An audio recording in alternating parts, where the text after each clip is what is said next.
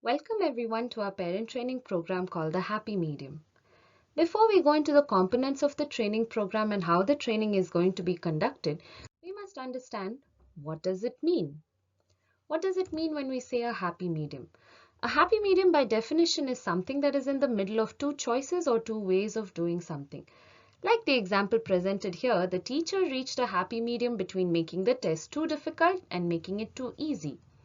So a happy medium means reaching middle ground with two choices, two approaches, two ways of doing something. Why do we need it within the context of communication therapy? For parents to understand this better, we must understand that all therapy approaches fall within a large spectrum, and the two ends of the spectrum are directive focus approaches and naturalistic focus approaches. I'll explain this a little more in detail. Under directive focus approaches, the approach in itself is highly structured. The control of antecedents and consequences is done purely by the therapist, meaning the presentation of the stimulus, that is the antecedent, and the presentation of what follows the response, that is the consequence, is scheduled and directed by the therapist. Therapists use discrete trials or mass trials where the trials have a clear definition of the beginning and end of the trial. And a very effective form of directive focus approach is the applied behavior analysis, which many parents must be already aware of. Naturalistic focus on the other end of the spectrum follows the child's interests and attention at the time of interaction, and the therapist provides distributed learning opportunities as compared to discrete trials which are scheduled and directed by the therapist, which comes under directive focus. Natural consequences are provided for communicative responses, and one of the forms of therapy which falls well within naturalistic focus are incidental therapies or play therapies. Now, when there are two ends of the spectrum, we need to somehow find a balance between these two ends of the spectrum. And why is it necessary to find a balance? Let's see further. Now we are going to delve into the pros and cons of the different forms or different approaches of therapy. So let's take directive focus. What are the pros of directive focus approaches? We are able to give the child a high number of learning or training trials, as it is purely directed by the therapist and not highly dependent on the interest and attention of the child. Of course, the attention of the child is created within the learning trial, but it is not dependent on the interest of the child. So the child is not directing the therapy. It is the therapist that is directing the way of therapy. It has clearly defined steps to carry out training trials, so it makes it much easier to make sure that implementation between therapist to parent is almost exactly identical. And it is highly effective in the skill acquisition phase. For example, if the child is just learning the skill, directive focus provides a large number of training trials, which allows skill acquisition to happen more effectively. The cons of directive focus are restricted generalization of skill, as the skill is practiced within an artificial trial which does not support as much generalization of skill to the natural environments, and restricted use of natural communicative cues. Naturalistic focus approaches on the other end. Let's see the pros of naturalistic focus. Learning trials are structured around the child's interests. This leads to one factor which is highly important in language and communicative learning, which is motivation and internal motivation. It promotes the use of spontaneous language forms which can be naturally generalized to multiple situations, and it's highly effective in skill generalization and maintenance phase. The cons of naturalistic focus are that the progression of skills are hard to measure, because as it is based on the child's interests and child's motivation, we run the risk of it being highly variable on a day-to-day basis. So the progression of skills is hard to measure and hard to plan ahead as well. And it also provides a low frequency of training trials for a specific target. Now we do see that there seem to be a good number of pros for both types of approaches, and also some cons for both the types of approaches. So what must we understand from this? The learning of communicative behaviors occurs in a variety of ways through varied instructional procedures. Not a single approach can help or can be most effective in learning of communicative responses in all situations. We must include a combination of the approaches, as we can see that they have clear benefits over each other in different facets of communicative learning. The application and choice of procedures should be primarily based upon the learner's strengths, weaknesses, and needs.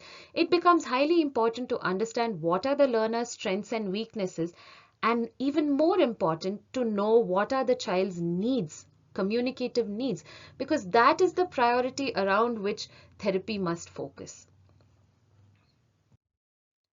Now, we also need to find a happy medium between the child's learning capabilities and current skill levels and parental expectations. It so happens multiple times that the child's current skill levels might not be at the same level where the parental expectation is.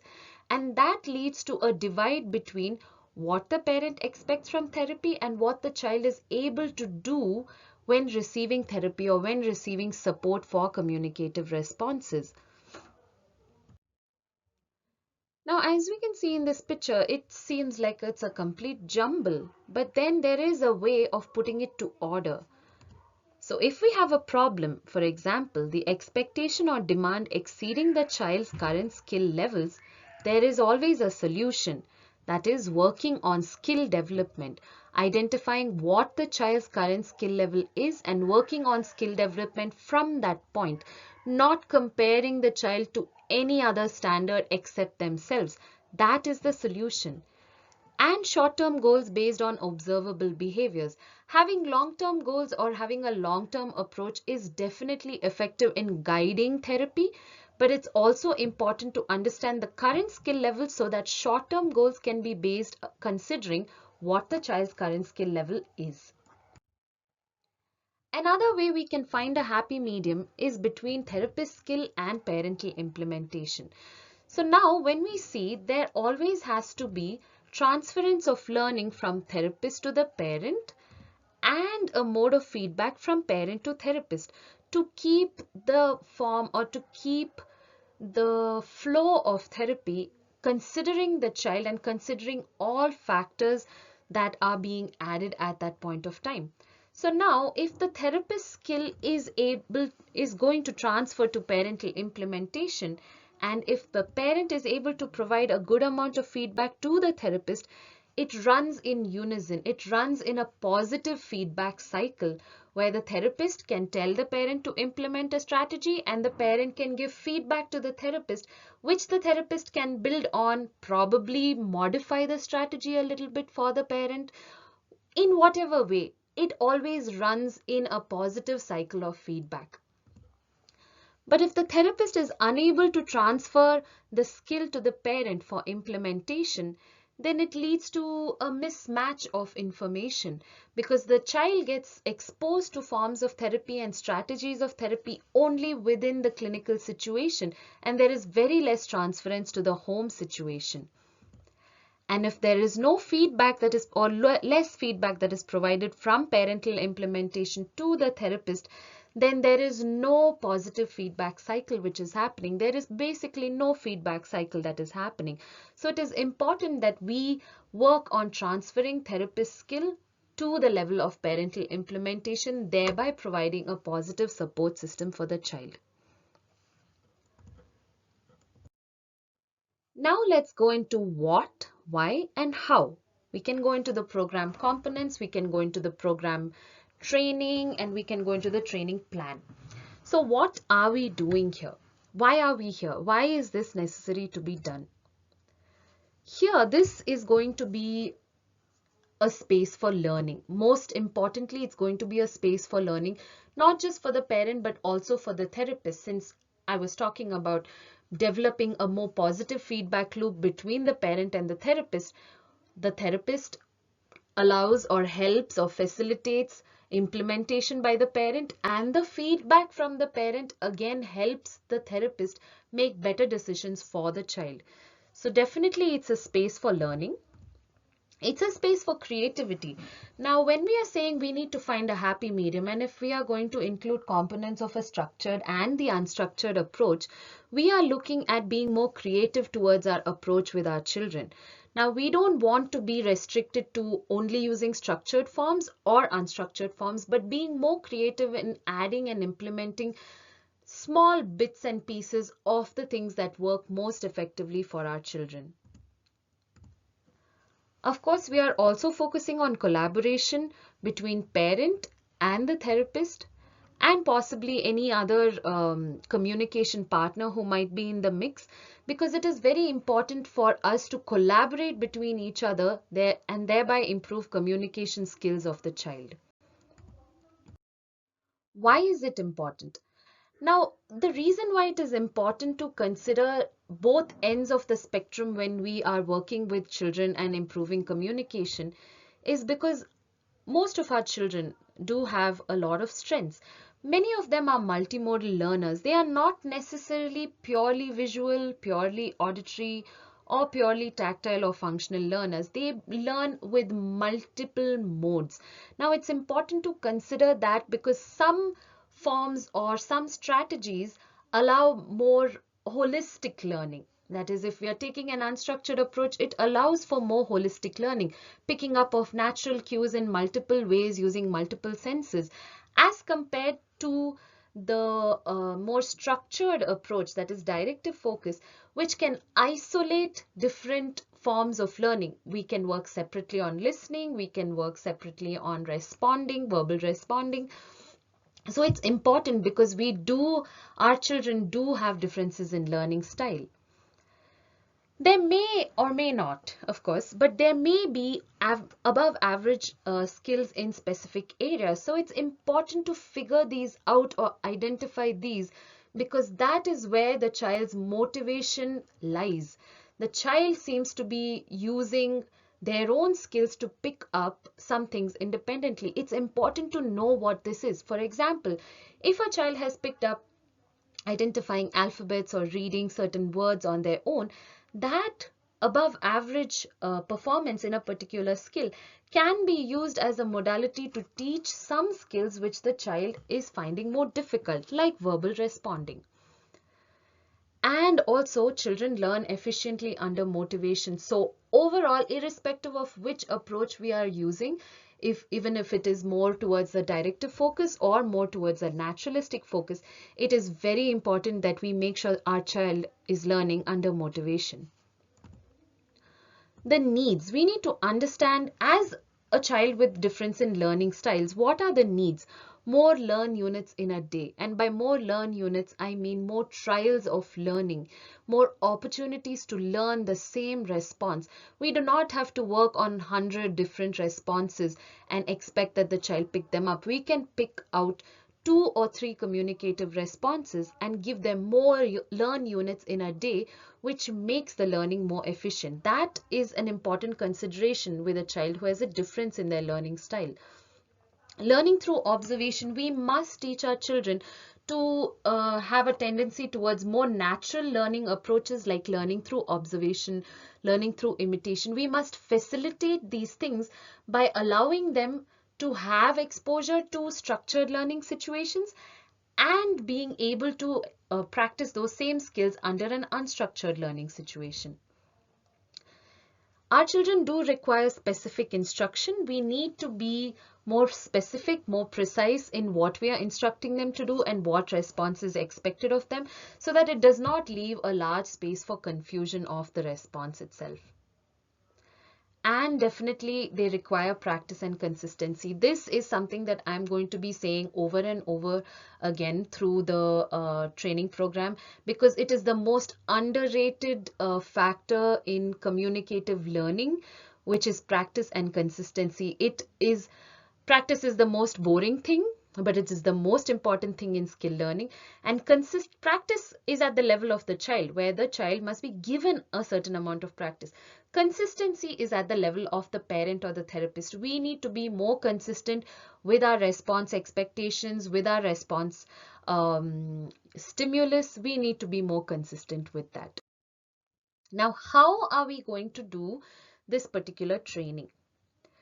So every parent who is going to be a part of this training program will receive weekly training modules, which includes two training videos with two topics for the week and a weekly quiz which has to be viewed and completed by the parent.